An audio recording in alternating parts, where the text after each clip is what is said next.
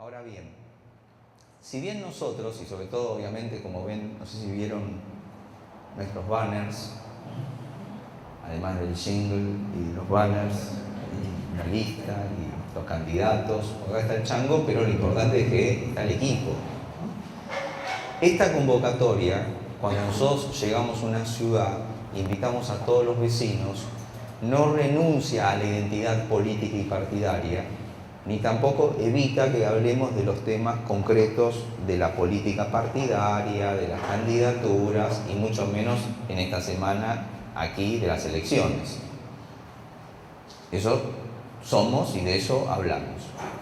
Pero no hacemos de este ámbito un acto político partidario. Hacemos de este ámbito, sin renunciar a esta identidad, una asamblea de vecinos para volver a resignificar la dimensión, para mí mínima e imponible a todos por igual, de política cívica, y de volver a reivindicar las conversaciones sobre la política cívica donde todos los ciudadanos por igual, independientemente del partido o los partidos, tomamos partido. Y asumimos que en realidad no hay un partido correcto, que un partido es una opción. Y lo más importante, que ni los candidatos ni los partidos son fines, son solamente medios. Y que nosotros tenemos que volver a una conversación sobre los fines para darle sentido a los medios. Porque si no hacemos esa conversación, el medio se transforma en el fin y pervierte y profana su noble intención. Ahora, si nosotros no estuviéramos en un partido político, no tuviéramos candidaturas, no hubiéramos dado el paso que dimos, ¿sí?, nos faltaría, en mi opinión, una dimensión existencial que nos habilite en la ética de la prescripción. Porque si no, seríamos todos diagnosticadores y opinadores de lo que habría que hacer que no hace nadie. O que lo hacen los mismos de siempre que ya nos frustraron con lo que hicieron. O que estamos a la espera, casi mesiánica, de que alguien va a ser el país que nos merecemos mientras nosotros nos lamentamos y nos quejamos. Cosa que ya habrán corroborado, no va a suceder. Por lo tanto, lo que estoy planteando en la primera parte es que aún con las preguntas de ustedes, aún con el trabajo de los próximos días que les compete a nuestros candidatos, que tienen que hacer el esfuerzo de convencerlos de que los voten y que ganemos las elecciones, etcétera, etcétera, la conversación de hoy, ¿sí?, no tiene fecha de cancelación con una elección. Tiene espíritu de siembra para una cosecha que inclusive no sé si la vemos, pero la tenemos que hacer. Porque si nosotros no la hacemos ahora, no solamente nosotros no la vamos a ver, nuestros hijos tampoco. Nuestros hijos tampoco la van a ver. Entonces, estas conversaciones sobre la política cívica, sobre los valores, sobre los fines, sobre la mirada compartida de lo que es la utopía de la nación, que nos llamamos la nación del porvenir, es imprescindible para que todo lo demás tenga sentido. Y ese sentido que nosotros le damos tiene que ver con un diálogo. Y ese diálogo requiere un encuentro. Y para que haya un encuentro, donde se da el diálogo, tiene que haber espacio-tiempo. Si no hay espacio-tiempo, no hay.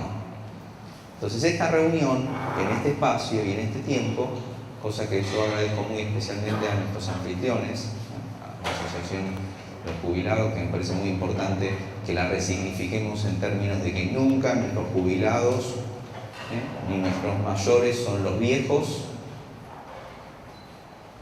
sino que son nuestros sabios en la existencia y que nunca pueden ser descartados. Los dos extremos vitales, ni los niños desprotegidos que abandonamos, ni nuestros mayores descartados como viejos cuando son sabios. En esa dignidad de ese reconocimiento, lo que vamos a hacer en este encuentro es, para las preguntas y la interacción, si quieren volvemos a lo coyuntural, a la política, a los temas que le preocupan, y ningún problema los tratamos. Ahora, durante un lapso, que va a ser más o menos calculo unos 20 minutos, yo voy a hacer referencia a la visión en valores en relación a qué sentido tiene la política entendida como una acción noble de construcción social y por qué tenemos una enorme posibilidad que en lugar de frustrarnos en la repetición y en lo que no podemos, ¿por qué no nos inspiramos y nos motivamos en aquello que sí podemos, tenemos con qué, y que nos falta la masa crítica de decisión para que ciudadanos que dejan de ser meros habitantes espectadores se transforman, como dice el Evangelio, en la levadura que hará leudar la masa? Porque el pan que tenemos que hacer entre todos tiene de estos dos componentes: una gran cantidad de personas que serán harina, pero una minoría transformadora que tiene que ser el fermento. Por eso los que somos fermentadores no nos tenemos que enojar con la harina, porque no todos van a ser fermento, hace falta de las dos partes, pero algunos tenemos que tomar la decisión, que yo la llamo espiritual, no religiosa, no confesional, no denominacional, sino espiritual, de salir de la latencia permanente de la nada en la espera a la acción proactiva, transformadora de dar la ofrenda. Y en esto, justamente, el único sustento que uno puede tener, en mi opinión, es la fe. No la fe religiosa, la fe como actitud en la vida. Porque solo sobre la fe se tiene esperanza. Y solo la esperanza basada en la fe de las convicciones y no de las conveniencias permite transformar el diario vivir en una herramienta de transformar el hoy en algo que sea mejor que ayer para asegurarnos un mañana. Algo que no hace el tiempo. Es solo algo que hace el espíritu. Y la denominación de espíritu, pasen chicos, si tienen que, pasen. Yo empecé antes para justamente empezar a fluir, así que ubíquense, pasen, hay lugares acá libres. Entonces, sobre esta perspectiva, yo les hago el siguiente planteo, el siguiente comentario, que es que así como los que tenemos convicciones religiosas, entendemos que la revelación de Dios, que es Padre, que es uno, que nos tiene a todos nosotros por igual como sus hijos, por lo tanto somos hermanos. O sea, hasta que Dios es uno nos pusimos de acuerdo. A que nos referenciamos a Él como Padre no hay ninguna duda. Pero que somos hermanos todavía lo tenemos pendiente. Porque el estado de fraternidad que aceptamos como hijos es que seguro alguno de nosotros es el preferido. ¿No? Como en la familia, digo. Y uno siempre está tratando de mandar a los padres que nos digan si somos o no el preferido. Y estamos midiendo todo el tiempo entre hermanos las rivalidades para ver quién tiene esa preferencia. Bueno, la fraternidad, que es reconocernos como hermanos, no tiene que ver con un tema biológico de origen, sino con una disposición espiritual de entender que otro argentino nunca va a ser un enemigo mío porque no piensa igual, sino que en su libertad de pensar diferente siempre es un hermano. Porque todos somos hijos de Dios en el cielo, pero aquí somos hijos de la patria. Y solamente somos hijos de la patria, no por tener los pies en esta bendita tierra, que es nuestra tierra prometida, sino porque nosotros con los pies en esta tierra estamos dispuestos a trabajar con nuestras manos para ver en nuestros días algo del anticipo del reino de los cielos.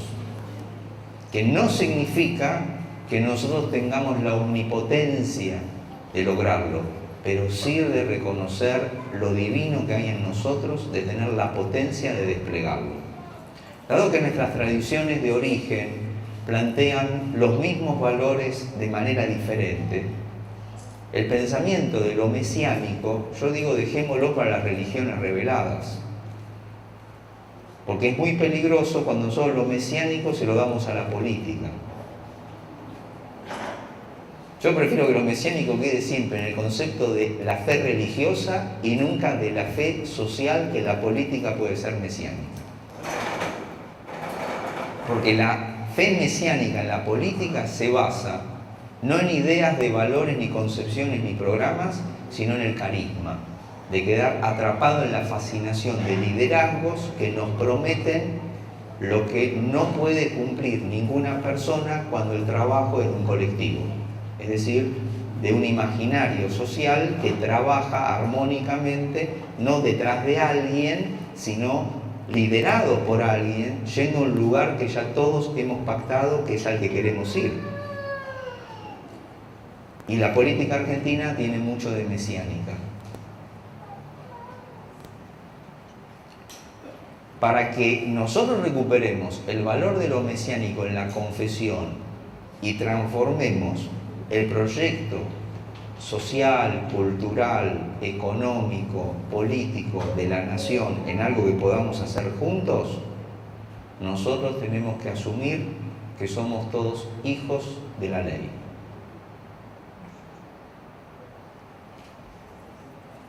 De la misma manera, ¿no?, en que no tenemos duda que somos hijos de nuestros padres, o los que somos religiosos no tenemos ninguna duda que somos hijos del Padre que está en el cielo, ¿no?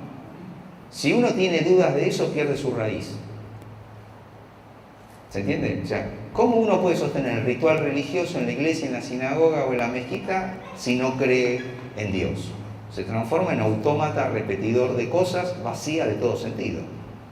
¿Cómo uno puede estar en una familia si no tiene la mínima reverencia del respeto y el amor a sus padres, que le dieron lo más preciado, que es la vida, y que requieren de nosotros en ese respeto el agradecimiento por el don de lo donado, que nunca es un derecho adquirido?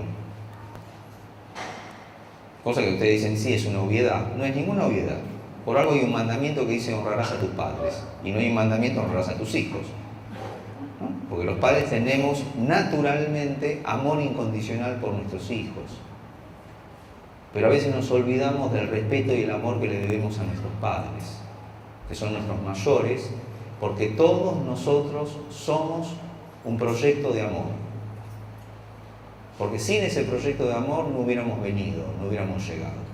El amor de Dios que se revela en nosotros cuando nos da la vida, en el misterio de la vida, en el milagro de la vida, y el amor de nuestros padres, que nos desearon en un acto de esperanza. No hay acto de esperanza más transformador de nuestras vidas que traer vida. Y no me digan que ustedes miran las encuestas, hacen las estadísticas o han corroborado que el mundo es un lugar donde vale la pena traer a nuevas criaturas, asegurándose de que todo va a andar bien. Les diría todo lo contrario, ¿no? Como vienen las cosas, uno diría, no, vamos a pensar, porque qué culpa tiene una criatura inocente de traerla en medio de este caos. Sin embargo, nosotros hacemos eso con el acto de esperanza de dejar un legado y una trascendencia. ¿Por qué?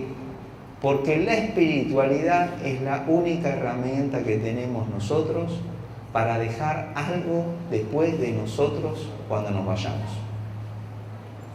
En este sentido, no los quiero deprimir, pero les quiero recordar que todo lo que tenemos lo vamos a dejar. Así que mientras estamos, ¿qué tal si reconocemos y agradecemos los dones que tenemos?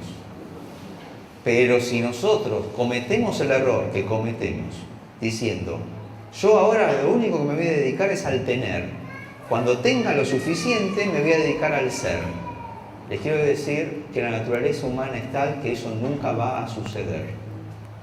Nunca vas a tener lo suficiente para parar. Y es más, te vas a engañar, vas a decir, no lo hago por mí, lo hago por mis hijos. Yo me sacrifico para que mis hijos tengan, que no digo que no, está perfecto. Ahora, ¿cuál es la mínima proporción de la alícuota de cuánto es necesario e imprescindible tener para empezar a dedicarse al ser? ¿No sería más razonable, en vez de decir cuando tenga todo ese tener voy a hacer, que mientras voy teniendo y agradeciendo voy siendo? De manera tal que a mis hijos no los lleno de cosas, sino de mi presencia amorosa de estar con ellos. Para que nuestros hijos tengan a sus padres presentes, que ahí presente es regalo. que no tiene reemplazo, que no tiene tercerización, que no hay outsourcing de ser padres y madres.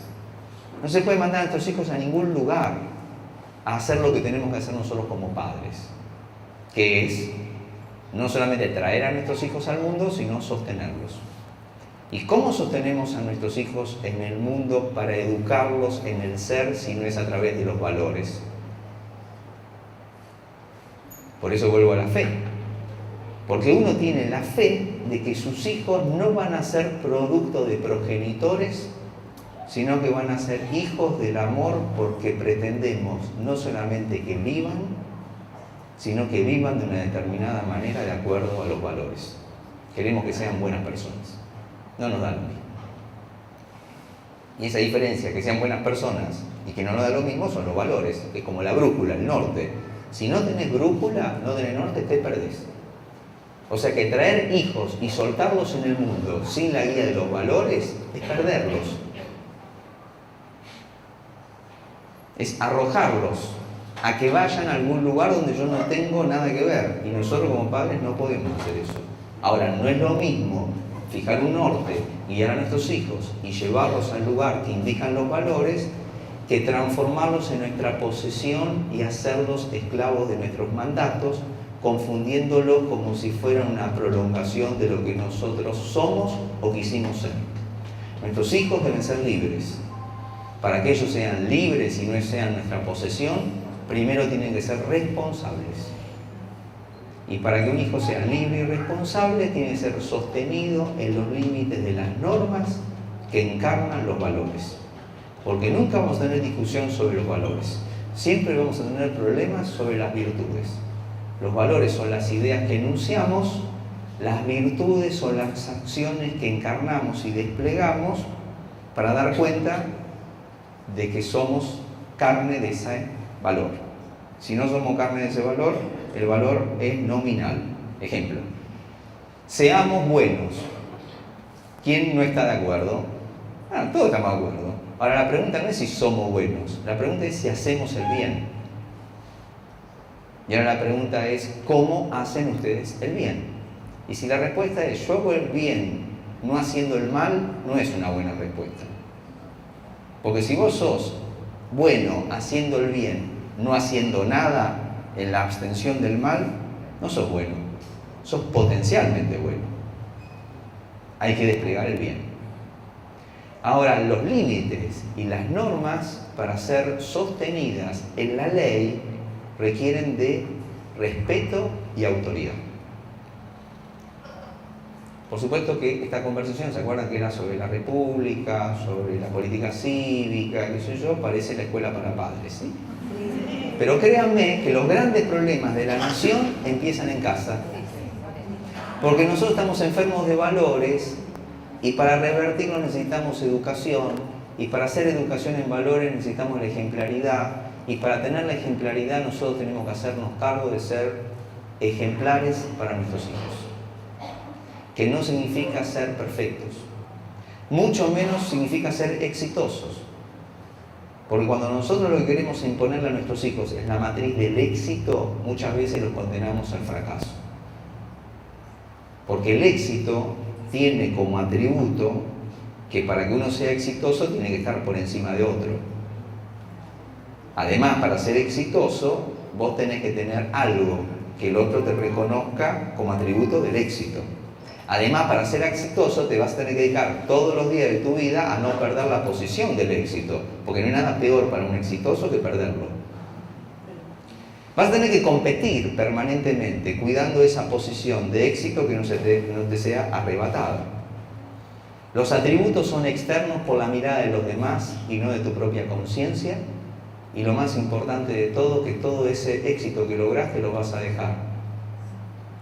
Y no lo vas a poder heredar, porque el éxito no se hereda. A diferencia del éxito, lo que nosotros debiéramos proponernos es el modelo de la virtud. La virtud no tiene atributos de posesión, tiene que ver con las esencias que guían tu acción. La mirada nunca es externa, la mirada siempre es interior, de tener la tranquilidad espiritual de que haces lo correcto. no lo que conviene ni lo que hacen los demás. No tiene atributos externos, son todos internos. Hablan de la esencia de la persona, no de su apariencia. No requieren competencia. Yo no veo a nadie compitiendo con otro para ser más bueno.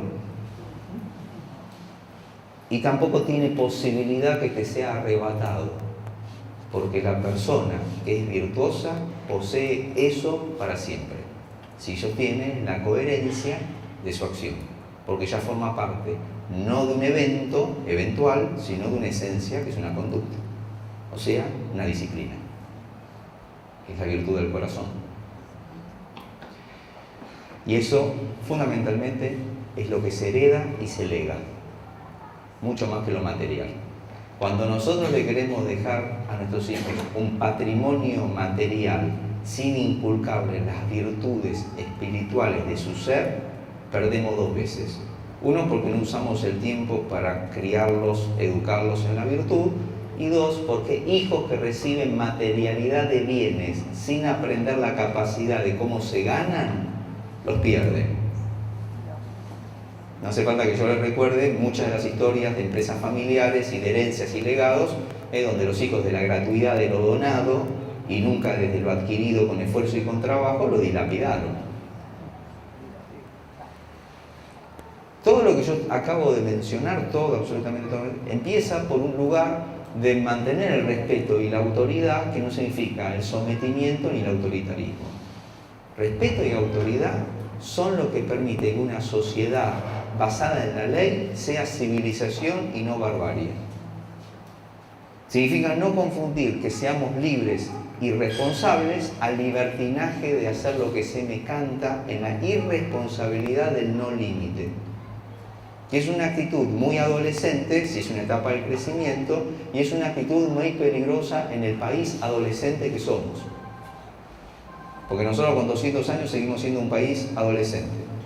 La Argentina está más para ser interpretada por las ciencias psiquiátricas que las sociales. Porque lo nuestro es de locos.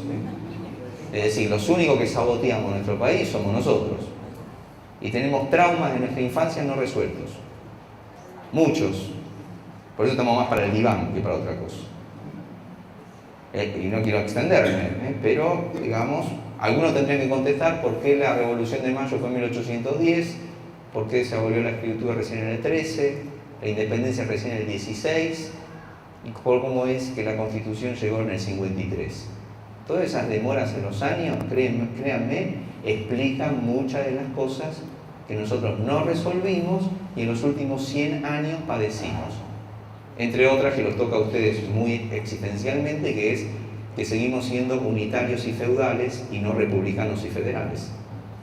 Y eso no se lo podemos endosar a un gobierno, sino a un sistema, una cultura, etcétera, etcétera. Lo digo justamente con una visión, para volver a lo básico, que es que las posiciones de valor que tienen que ver con las virtudes y con las propias convicciones empiezan justamente con la educación ejemplar. Y si nosotros, en lugar de ser padres de nuestros hijos, queremos ser sus amigos,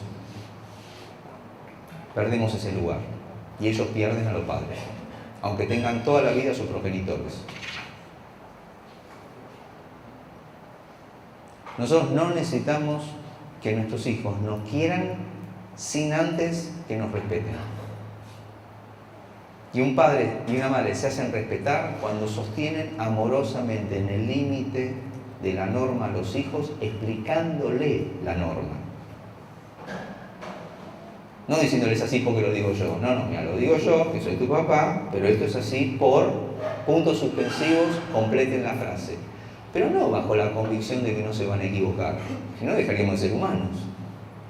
Sino que es mucho más peligroso equivocarse por no sostener el límite que equivocarse al poner un límite de manera amorosa y explicarlo. Nuestros hijos igual siempre se van a rebelar y se van a quejar, porque es la función de los hijos, de que no los entendemos, que los limitamos, que los castramos, etc. Y que nunca ellos, cuando sean padres, van a hacer lo que hacemos nosotros.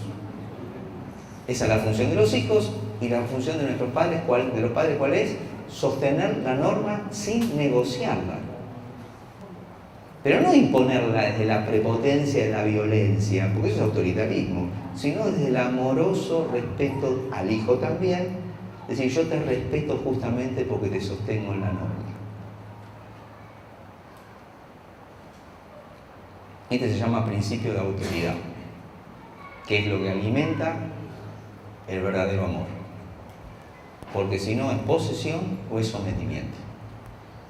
Porque si no es la nada. ¿Para cuándo nuestros hijos nos van a entender? Únicamente cuando sean padres. Y no es que nos van a dar la razón, nos van a entender. Van a decir, ahora entiendo a mis viejos, pero igual no lo voy a hacer. Van a hacer otra cosa, de la cual sus hijos se van a quejar y van a decir, cuando yo sea padre nunca voy a hacer lo que vos haces. Y por lo tanto, cuando ellos lleguen a ser padres, van a entender lo que nosotros hicimos y van a hacer otra cosa. Ahora, si uno no tiene la madurez de la paciencia, que es la ciencia de la paz, de no perder el eje, y tiene ansiedad existencial que quiere que los hijos ya lo premien, lo reconozcan y lo aplaudan, y no tiene el tiempo de cocción de dejar a sus hijos madurar en responsabilidad para que sean plenamente libres en la ley, no fuera de ella, entonces lo que hace es, se simetriza con él como si fuera un par y le dice, ahora premiame. El padre, la madre. Ahora decir que soy cool, que tengo onda, que estoy con vos, hasta me parezco a vos, me visto como vos y quiero estar en tu lugar. No. Cada uno en su lugar. Esto se llama orden. Por lo tanto, esta introducción de la formación moral y cívica, que es lo que estamos hablando, empieza con la nueva definición del glosario, donde todas las palabras que usamos en la Argentina de hoy, aunque estén en castellano, las tenemos que volver a definir. Orden, sin orden no hay progreso. Ley, límite, norma, valores, autoridad, respeto. Y yo lo digo todo esto junto en la Argentina de hoy, enseguida me voy a tener que disculpar y decir que no soy de derecha ni soy un facho, porque ya trastocamos las palabras. Lo que hay que plantear es que todas estas palabras son del glosario de los valores y de lo que permite que una sociedad sea una sociedad que migra de ser socios circunstanciales como vecinos a una sociedad que se transforma en una comunidad. No es lo mismo que nosotros estemos congregados, agrupados o rejuntados en un territorio a que seamos una comunidad que en un territorio hace una nación. Una cosa es la patria, que es el legado y la herencia recibida de nuestros padres, abuelos inmigrantes y próceres, y otra cosa es la nación, que es una tarea. A nosotros nos gusta la donación del legado, la gratuidad de la riqueza de la patria, y vivimos en el condominio del usufructo compartido de los dones de esta tierra, pero no nos gusta el trabajo de hacer la nación. Por eso la nación del porvenir siempre está por venir, porque para que eso suceda y cambie la Argentina, tenemos que cambiar a los argentinos. Y no hay argentino más difícil de cambiar que vos. Ya sé, vos no, vos. No hay otro, no hay posibilidad de mirar para otro lado. Sos vos. ¿Por qué? Porque este cambio, vuelvo a insistir, es espiritual. Es toma de posición en la interioridad que uno está dispuesto a hacer una transformación, primero con uno, luego con los suyos, para salir de la trampa mortal en la que perdemos el país cuando a la Argentina le preguntamos todos, cada día, ¿qué me das y qué me llevo?